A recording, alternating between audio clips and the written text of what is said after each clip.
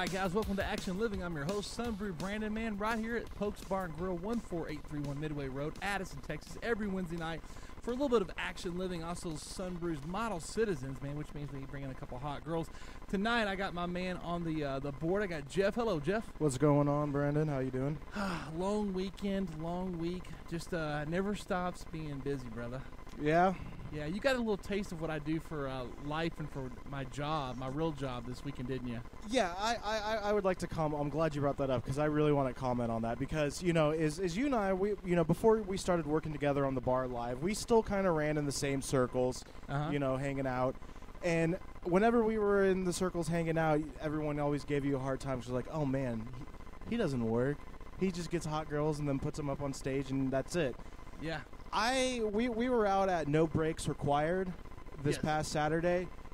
Holy crap, dude. Like, if I have ever made that comment to you before, I would like to officially apologize because you were busting your hump. That's a typical day for me. That's what people don't realize. Yeah, because you were... I mean, like, everyone was like, I need to talk to Brandon. Like, well, so-and-so's talking to Brandon. Okay, well, when he's done, can you tell him to come find so-and-so? I was like... Okay, and it was nonstop. It was nonstop. Yeah, that's the way. I mean, literally, like, I went to bed the night before, probably at 3 o'clock, working on projects for that event. Had to be up at 8 o'clock that morning. Didn't leave there till 10, by the way. Oh, yeah. See, I left about 7, so had to be back up the next morning. And because of 635, for those that don't live in Dallas, Texas, but in Dallas, Texas, we have a road called 635. It's always under construction. And because of 635, it took me an hour and a half to get home. And I had to be at Texas Motor Speedway the next morning and had to be there at 9 o'clock. Thank God for daylight savings time, by the way. Yeah. But yeah, I mean, and it's, of course, Sunday, worked all day, and that's just the way it goes, man. Hey, it's, wake up, work, go to bed, work, and it never stops because I'm a creative kind of person as far as, like, my job goes. And you can never stop, making magic happen. Right, exactly. So it's like, it's like 3 in the morning, you're laying down, and you're finally able to relax, and then, bam, that idea pops into your head, and now you got to get up, write it down so you don't forget it. That is what happens. Yeah. Actually, I go to bed. You know what I do now, though, is I pull up, I sleep with my phone, and I turn the ringer off, and but when I wake up like that, I just grab my phone, and I have a certain code message where I text myself. Okay. That way in the morning I wake up and I don't forget that I had something important to think about or do. Right. That's how I do my night, though. I text myself little messages all through the night. And then when I wake up, it'll be sitting there, it'll remind me. The first time I get a text, I go, oh, by the way, I had my own little messages to myself. Yeah, that's smart. That's smart, keeping you on track. Yeah, and we've had a full week, man. I mean, listen, even though Saturday was the big event, a huge event for us, I mean, it involved breakdancing, BMX racing, BMX stunt shows, hot girls, vintage old school, like a show for there was car show, motorcycles, old school BMX bicycles on display. There were big wheel racing. Oh, I don't even want to. Big wheel racing. I'd always heard you talk about it, never really experienced it until this past weekend. Right. Oh my God, people go crazy over that. Oh, they got serious. Though, did you see the one old man that was giving you a hard time? I know. Like, he doesn't understand. No, in sports, if you're the top, you get a bye. You don't have to do it. That. Yeah, he didn't catch on. He's like, well, what's sad is and then so the guy I had the guy just get down there and ride the big one. He took off and did his little thing. So what? That girl still beat the kid. I was like, man, that was the other thing is the guy was like, this is so unfair. You should have classes.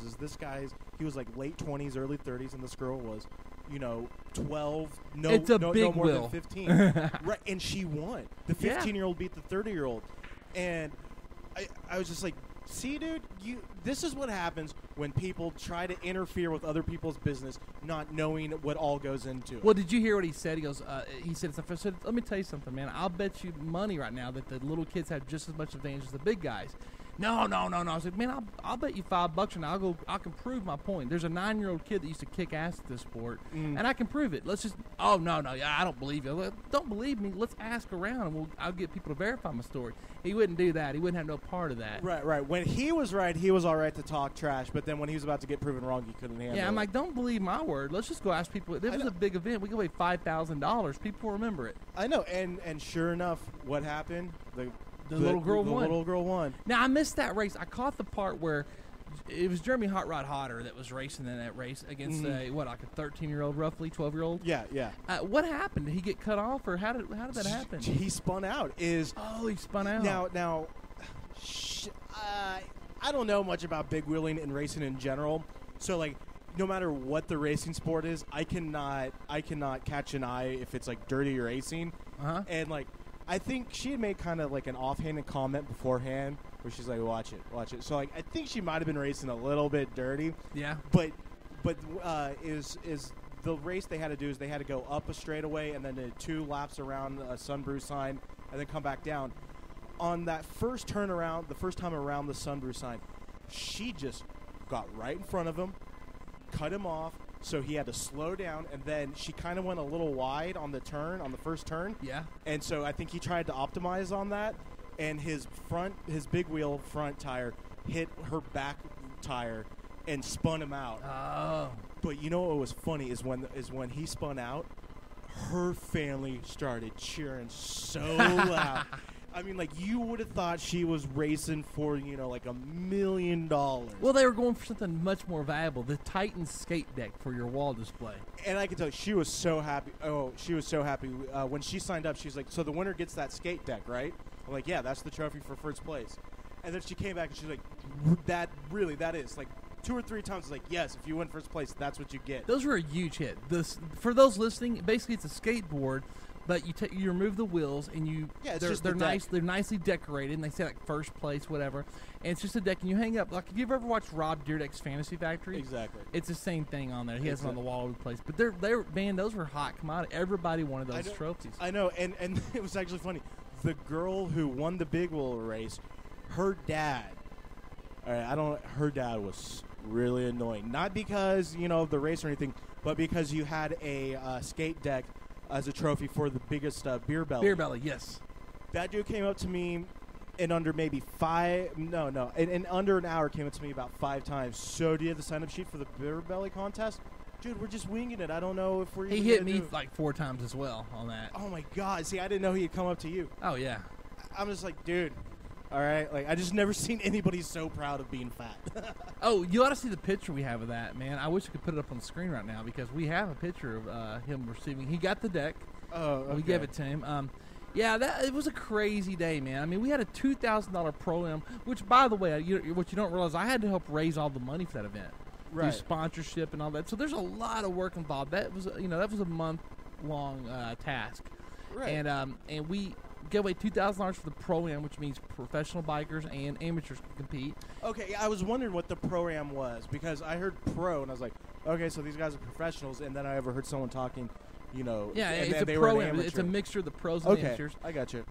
And then we had a $500 dirt jump contest, which is really cool. Did you watch any of that? Yeah, I saw the guy who did the double tail whip. Yeah. That's the last series, the final.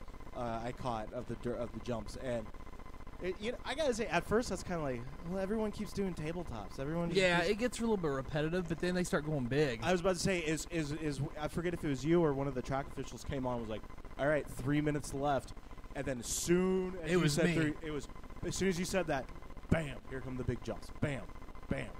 Yeah, I tell him, like, dude, you got time to do it, man. Go for the glory right now because you got 3 minutes, which gives you about 5 more jumps, possibly. You know what I mean? Right. Depends on how fast you go because they kind of just rotate. It was a jam session, which means it's all time, and they can just go all they want to go, just keep going over and over and over. And but man, dude, those jumps, which you don't realize, is that BMX track's one of the nicest in the U.S. It's one of the top tracks in the U.S. It's covered, which is beautiful. Yeah. But God, it took all week long to build those jumps. Those jumps were created just for that event. Okay, so the track where they actually like do races, the racing, that stays there all the time. It's permanent, yes. But the jumps that you guys added in those jumps. Yeah, the CTY guys, which they basically build tracks for a living and jumps courses. Joe Carroll and Joe Ladd came out there, and a few other guys helping them out. And that was the Richardson Bike Mart was a sponsor of that particular segment of our show. Robust Energy was the big sponsor for the Pro-Am, and man, dude, they worked all week on that, man. I mean, it was a lot of time dedicated to it. In fact, I didn't have them a nice big scraper, like kind of like a backhoe. Okay. Rented, and man, thank God I went and got them one because they would have never got it completed. Wow. So that's crazy. And I gotta say, one other thing I was really surprised by was how cheap like food was there. Yeah, they don't rob you. I know, which was amazing. Like I bought a bottle of water and a Gatorade, $4. Yeah, that's very fair at an event. I know. I was expecting to go in there and be like, all right, Gatorade, $5, bottle of water, $4. But no, it was $2 for each, and I thought, that's how you do it. That's how you do it, right? That's how you get people to keep coming back. Because I've been to places where it's a fun event place, kind of like that, where you can hang out all day. But I never want to go there because I'm like, well, I can't bring in drinks, and it costs me $5 every time I want to drink. Not that I'm saying to go do this, but you can bring your own food and drinks there. There's not like it's free to enter, it's free to park. Most of the time, I was everything's by free. Too. Admission's free. The little thing costs money if you want to race. Right. But have you ever raced a bicycle as a sport? No. Have you seen it before? Have you ever seen it in real life? Yeah. Not in real life. I was like I say, I've seen the BMX stuff on like ESPN, X Games, stuff like that. Okay. Yeah. Now, have you ever seen BMX racing before? Because there's a difference. BMX, for those listening, BMX racing is like you start on a starting hill, a gate drops, and you go to a finish line, kind of like motocross, but it's one lap.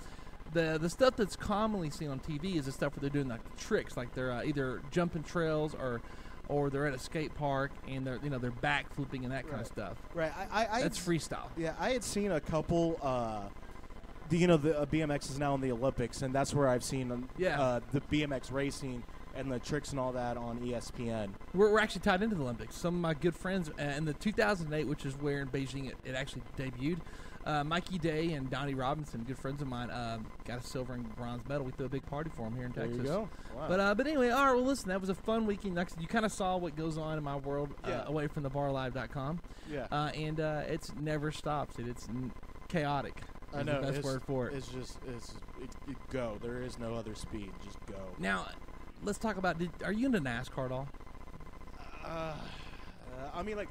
Okay, I've been to one race, and I got really spoiled because I was working on a racing show, and this guy had all the connections at Texas Motor Speedway. Yeah. So I got to have hot and cold passes. So I was in the pit during the race. Right. And I had a lot of fun doing that. Do I sit at home and watch it on TV? Absolutely not. Hell no. Would I buy a ticket and go sit in the grandstand? Is it a free ticket? If it's a free ticket, maybe. If I got to pay like $60 like normal people do, hell no. Dude, let me tell you something. I went to Texas Motor Speedway. We were working for NOS this weekend, okay? It's an energy drink, NOS energy drink. One of the proud sponsors of the Sunbrew calendar every year. We go there, and we had the girls. We had Oksana, who's here today. They're going to be doing Model Citizens, and Marissa. They were the NOS girls, and dude, they had it totally pimped out, like VIP section, like in the turn. See, there's like where most people sit in the grandstands, it's like where they're going by and it's all flat. Dude, right. I was right there, probably 20 feet away from where the car's zooming by. It's revving up, and it's like sideways. Those turns are like half pipes. You know what I mean? Yeah. And they're hauling ass, dude. And I was like, you know what? I can get into this. It's a little different being in person. But here's what I found out. We had a cool section. It was like three tiers. You could sit in them. There was no shade because if the umbrellas get put up there, the wind usually is really bad. It blows down. Yeah, it makes sense. And I'm real careful about my skin. I don't like to be exposed too long to sunlight because of the damage that can occur. Yeah. And aging process. So, but I was there for about 20 minutes. Like, you know what? I've had my spill. This is good. Give me a covered area to sit in, and I'm cool. But I'm not sitting up here in the sunlight the whole damn time. But no, the best part is they had free food, free booze, free everything in my section was VIP'd out. It was awesome, dude. Yeah. See, when I went, I wasn't in VIP, but I was in the media section. So I still got to experience it. Got some free drinks, free. I don't know if we didn't have free booze because everyone was quote working because it was the media section. But free Powerade and free soda and dude, they had free food. They had margaritas, they had beer, they had everything, all Coca-Cola products that were there available. We got there at 9, so we start off with breakfast, a nice breakfast too, dude. Yeah. Good breakfast, and then the next thing I know, they're bringing in lunch, dude. So now we're eating tacos and queso and. That was awesome. And it was Fuzzy's Taco, wasn't it? It was. How'd you know that? Because that Fuzzy Taco is built right there. Because when I went, that's what they served us. Really? Was Fuzzy Tacos. It was Fuzzy Tacos, but it's good. Let me tell you something. Though, the coolest part was now we're sitting around there, and then they had a DJ in our little section. Oh there was like wait, hold on. Like you're in the grandstands, like sectioned off in a VIP section, and you guys got your own little private DJ. Yeah, it was really cool because there's like a bleacher section, and behind the bleachers it's all shaded and everything. They had the pop-up tents, and they had a DJ. They had games going on. I mean, a bunch of nice tables, and and then you know what's really cool? For no charge, you walk in, they give you a backpack, a free T-shirt. You get the headphones that like you can listen to the racers. How cool is that? Like you can hear them talking, but I found it was kind of boring because I wanted to hear some like, damn it, that dude just cut me off, or I'm gonna get his ass. I heard none of that. 3 laps behind, 2 seconds. Just a bunch of code words that are boring. Yeah, but you know those headphones you're talking about. You can rent those. You know how much those cost to rent? I've heard different stories. It was free, man. Like, I know, but if like the average Joe goes out there, those things are like $40 to $60. I think it's $30 a day and $60 for the weekend or something like that. I saw signs up, and they're everywhere, and it's really cool. I mean, if I'm gonna sit there for that long, I'm gonna do that. But I would listen to, I had to follow Danica Kilpatrick because she's got this bright green car. Right. And she's the only car I could follow on the track. And she was losing, and she was getting her ass beat down, you know what I mean? Right. But I tried to follow other cars, and I just kept losing them, man. Because there's one little spot you couldn't see the car, and I got bad eyesight. But there's one little for half a second. Dude, if I was following a blue car, I'd lose it. There's blue and red everywhere. But I will give them credit. If I'm having a NASCAR car, I'm going bright orange or bright green or something, okay? Because that was the most noticeable car on the track. And for that reason, I kept following her. Like I said, she's getting her ass beat. And, but you watched But I was watching it. Well, I didn't watch very much of her. I was good for about 30 minutes. Okay. But I did sit back in the nice, cooled off section in the shade and had the headphones still on and was kind of listening. But I was just waiting for something to like, dude, if I was driving that car with my ADD, I can't imagine what I'd be talking about, dude. I'd be like, oh, check out that chick in the stands, man. What? When I'm like, hey, Jeff, you're my pit crew, okay? All right. I'm like, hey, Jeff, when I say 1, 2, 3, or when I say go, look to my right, because that means there's a hot chick. You know what I mean?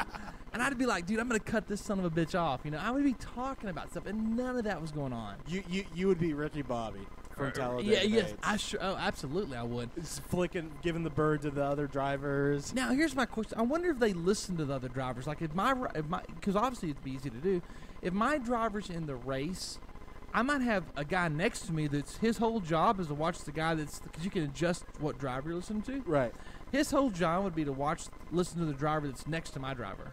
Yeah, I would imagine that it's okay to listen to your competitor's headset.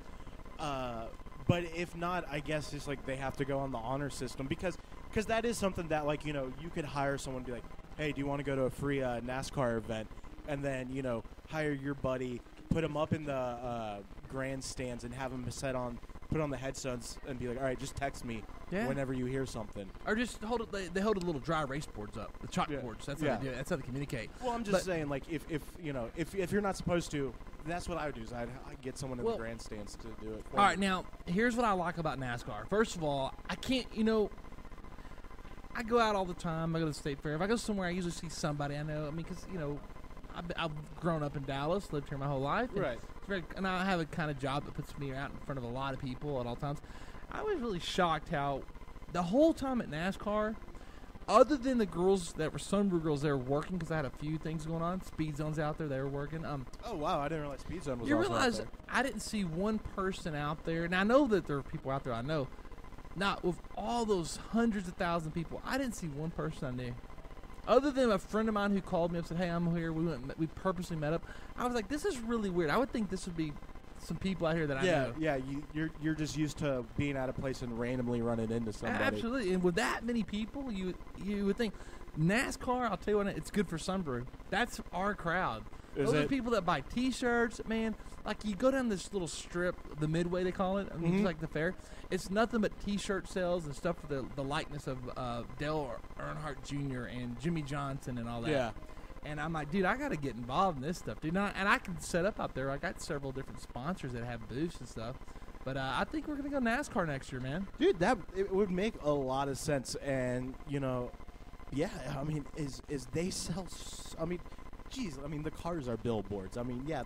That whole sport is based on advertising. I mean, there is no other sport that advertises like NASCAR. Yeah, because, you're right. I mean, because it's like, oh yeah, you'll see a commercial for some new running shoes with an NFL or NBA player, but then when you go to the game, their jersey doesn't say Reebok or Nike and huge letters on it. They got the little logo. Now, speaking of the drivers and logos, I can't remember the guy's name.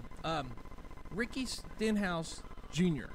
Okay. Does that name ring a bell? No. Okay, he's a driver. That doesn't mean anything. He's part of the Nationwide Series. Apparently, there's like 2 different leagues. There's like the NFL and the I don't know. No, yeah. AFL. Is the best way that it was described to me is is more of a baseball analogy. You got majors and then AAA, but it's my understanding that there's like two like majors. Like there's that Nationwide Series, and which is trucks, the Sprint Car Series. I think. No, the Nationwide Series is not trucks. Is it not? It's cars. Oh, okay. I thought Nationwide was like. At least that's what had the picture of the driver. Anyway, Ricky Stenhouse Jr. He's big name driver. Apparently, he's sponsored by Nazi Energy Drink. Well, he comes by the little area I'm in. It's pimped out, dude. Mm-hmm. So here, and all these people are excited. I don't know who he is, but all these people are super stoked about him coming in. He's like one of the points leaders for the Nationwide Series right now. And so, man, they're lined up getting autographed. It's so cool, man. They really take care of their people. They're like, here's a free T-shirt. Go autograph it. Then I look over and he's autographing these little like metal cars that are in boxes. They're like about probably 8 inches long. Yeah. They look expensive. And all I can think about is pickers, American pickers or pond. Like, dude, would it be wrong? Because I'm sponsored by them. Would it be wrong to go ask for one of those cars so I can put it away because it'll be worth something? I mean, you know what I mean? I was like, if I take a picture of him signing that car, I know this works. If I was at Rick's shop over in Vegas at the Pawn Stars, they'd need verification, basically certificate of authenticity. Well, the picture of him signing the actual car makes it go up in value. Right. And so I'm like, damn it, dude, this is a good picker moment. I need to get him to get one of those cars. But anyway, real nice guy, dude. That's the coolest thing about it is the dude's like super nice to the fans, taking pictures. Hell, I didn't even stand at the tune the whole time when he's leaving. He said, hey, man, good to see you, man. Take care. And I'm like, hey, we don't know each other, but okay, that was great. That was very sweet, nice of you. That's how you keep sponsors, dude. Right. Is the time that I went the NASCAR doesn't. I mean, no other sports treats their fans that well. I mean, when I went, I was able to go into before the races where they were working on the cars in the garage. Yeah. So that was really cool. And then also, the drivers, they were just walking around, just hanging out like everyday people. There were people where the trailers for the cars were. Yeah. The pit crew was out there barbecuing and giving food to people.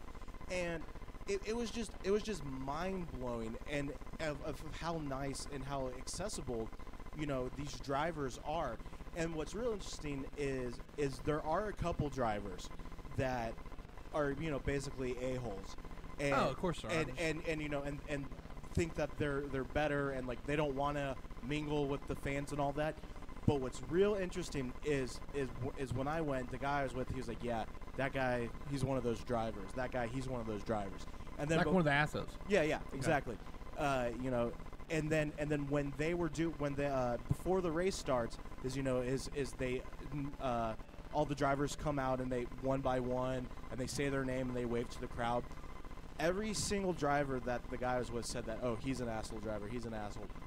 Every time one of those drivers came out, the crowd let him know that we don't like you. Really? They booed? Those guys got booed so bad. Like, I mean, it was amazing. And he's like, hey, they did it to themselves. Is all these guys that are getting these cheers and all that? That's because those are the guys that before the race are out there. They're not saying, oh, sorry, I don't have time for a picture. I don't have time for an autograph. They're the guys that are taking the pictures, signing the autographs, and then when they get out on the track, they have a huge welcoming of cheering, and in return, they sell more T-shirts, they sell more hats, they sell more and more. So what I like about NASCAR is it's the one sport where if you're a dickhead, the fans are going to let you know, and you might want to change that because you're not selling as much.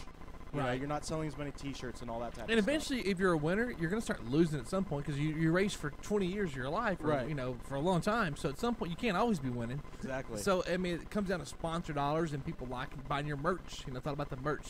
Yeah. Hey, the coolest thing, though, is I was like, I get out there and I'm like, I see a sea of mobile homes. For as far as you can see, there's mobile homes. They're like a mile out, mile radius. I'm like, God bless you. There's a lot of damn motorhomes. And they're nice ones too, man. Oh yeah, I mean, like they're not like the RV Winnebago that you see. Like at my house that I had. Yeah, the sunroof. Is they're not those? These are like the RVs that are tour buses. That. One of these buses probably costs more than the average house. Yeah, there's a lot of them like 200, 300,000. Now the driver's tour buses are to die for. Those are $1 million rides. Yeah, those are incredible. But I'm just on the average. I'm like, dude, there's 30 damn RVs right there in that row that are all worth 200,000 plus, brand new. You know what I mean? Yeah, and but see, that's the thing is NASCAR is kind of expensive on the fan end. Is because. That are, obviously that person has enough money where they bought a $200,000 RV, but then the tickets to park that RV where they parked, I mean, $650 for a week for the not a good spot, a bad spot. Okay, see, I was gonna say like a couple hundred. No, no, my buddies had a spot that wasn't a horrible spot, but it wasn't like in the infield. You see the infield? I don't know what it costs to be in the infield down there, man. Yeah, well, and what's also funny is they do RV parking out in the parking lot.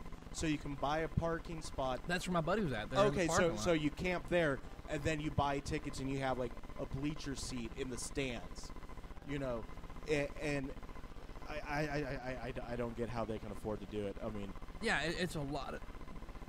Excuse me, I'm eating some of the Pokes food. By the way, great sample platter. Got some people might hear me smacking a little bit, but I got the sample platter, man. I'm like, hey, it's appropriate. We're here at Pokes. We should promote their food and taste good. Dude, their French fries and their burgers. I'm about their onion rings. Are amazing. See, I'm not a big onion ring fan, but their burger and their fries are really good. The best thing they have here, man, is the Philly cheesesteak. It is to die for. Really? See, it's good. Have you had one before? I mean, I've had a Philly cheesesteak before. Gotta have one here. I'm not a big fan of all the peppers and onions. I removed the peppers. I like the onions. But, man, it's so damn good. Well, listen, man, we've talked about NASCAR. We talked about the BMX events, man. I just thought we'd have a little guy talk, man. I feel like, testosterone's flowing now because we talked about all this cool, badass stuff. No politics, man. Speaking of, let's make a 60-second politic rant real fast. All right. Who did you vote for? Did you vote? Yes, I did vote. Who did you vote for? I voted for Obama. Really? Yes, there's no way. Okay, so anyway, there's no way I'm voting for Mitt. What do you think your dad voted for? Oh, I'm pretty sure my dad voted for Mitt. Okay, I would think so. Because, like, my family, conservatives, and then I'm the hippie. So yeah, it's like it makes sense. I know what your dad does for a living. I was like, I bet a daddy voted for Mitt. Oh, no. Both my parents voted for Mitt. And, yeah, and, I mean, they knew I was going to vote for Obama. I mean, look, so you start paying your own damn bills around the house, then it might be a different story. Maybe once I actually start making a good amount of money and to where I'm not living paycheck to paycheck. Yeah. You know what? Then maybe I'll go Republican. I have heard that a lot. Is that once you make your money, then you become a Republican. Until then, you're a Democrat because you have no money, so you want everything for free. Yeah. So, and you know what? Right now, I'm in that boat, and absolutely, I want everything for free. And I can already tell you that if I ever make $1 million, there's no way in hell I want the government taxing me on it. Well, here's the crazy thing, man. All over Facebook and everywhere, you hear nothing but this hatred and bashing of, Obama. So, it's just like no one, I mean, it just makes no sense. The people for Romney are way more vocal about it. And right. They're all over Facebook. Today was nothing but Facebook postings of the world's coming to an end. The economy's done. That's all. I didn't see nothing positive. Like, all right, we won. I didn't see one Facebook posting out of the thousands of friends I have saying, "Oh, this is an awesome day." Yeah, no. So how the hell did he win? That's what I don't get. I mean, with politics, I don't think there is ever a winning side. I think that's just like a losing game. But I mean, I'm right there with you. I saw a lot of my friends posting like oh, this is so bad. You know, but like Ted Nugent and Donald Trump. Oh, yeah. I mean, they were bad. Like, I mean, see, like, I understand, okay, you and I may not see eye to eye on political stuff, but here's the thing. Even like him or not, he's the president. Okay. He's commander-in-chief. You show him some respect, all right? I feel like with people like Ted Nugent and Donald Trump, we're losing respect for that position. Now, I set you up on purpose. I wanted to hear what your thoughts were about what I said, okay? All right. Here's my theory, okay, on this.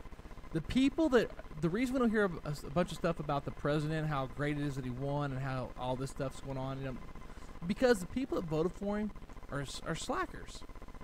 They're not going to spend their time posting and ranting and all that. They're slackers. They're followers. Yeah. But people that take charge and are doing things have no problem getting on the internet and voicing their opinion and putting it out there and being very vocal about it because these people are leaders. And so think about what I just said. And am I right or wrong? You know, I mean, it can obviously be proved. How come there's nothing on the internet? Hardly at all. There's something out there, but nothing on the internet. Out of all my friends that I read anything like, today's a great day because we won. See, I did see some of those. I did see that. On your friend list. On my friend list. I was going to say, is on my friend list, like I had one friend that was so happy because Dallas was a blue county this year. So he was so happy about that. And then some other friends that were just so happy. Even on your friend list, did you see more stuff about upset about who won? No, the main thing I saw on my friends list was, oh my God, I gotta move to Colorado. I gotta move to Washington State. Because last night, 4 states became legal marijuana. Well, it was on the ballot. 2 of them said no, but Washington State and Colorado both passed the bill to allow pot for recreational purposes. Not like, oh, I have a head problem. Right. I need a pill. This is like, oh, guess what? So does that mean today they can start smoking marijuana? No. Is what they have to do is they have to figure out how they're going to tax it. So okay. So they've already said that all the money from the taxes of sale of it will go to benefit schools. So the school systems in Washington State and Colorado are about to be amazing because they're about to be overrun with cash. And the other thing that they didn't specify, which I wish they kind of would have gone into detail with, is say I go to visit Colorado. I'm not a resident of Colorado. Can I go in and get some? I would think you could. I mean, you can't bring it home, but you can probably partake of it there. Why couldn't you? Yeah, exactly. That's my question. Is what's is it going to be 18 to cut off or 21? Like, what will be the age of consent? Well, see, I'm imagining it's going to be 21. I mean, because here's the thing you have to realize is a lot of people think that the national drinking age is 21 when really it's not. The national drinking age is 18, and that's what the federal government said. The federal government said the national drinking age limit is 18. But here's the catch. If you want to get federal funding for your roads, the drinking age has to be 21. So it's up to the state to decide what the drinking age is. And I'm sure every state's wants the funding. Exactly. So that's why every state is 21, is because they need that federal funding for the roads. So all right. That's why I'm like, I don't know if it's going to be 18 or 21. I imagine that it's going to be 21 just to make it easier, and because then also if it's 18, then that means high school seniors will be going in and getting stoned, and they're like, oh, I got my card, it's no big deal, and they don't want that because you just don't. They already do that enough. You don't need to make it okay. So I'm imagining it will be 21. All right, man. Well, listen, that's our politics for the year. I don't think we'll go to politics too often. I think we had our spill of it right there. But let's get back. Let's go to Model Citizens, man. I'm Sunbrew Brand. I'm going to sign off, man. Me and Jeff over here at Pokes Bar and Grill, 14831 Midway Road. Little action living, just to throw it out there, man, just to get on the air every once in a while. But Model Citizens coming up next. We got Oksana and Marissa in the house, man. We'll talk to you guys next time. Later.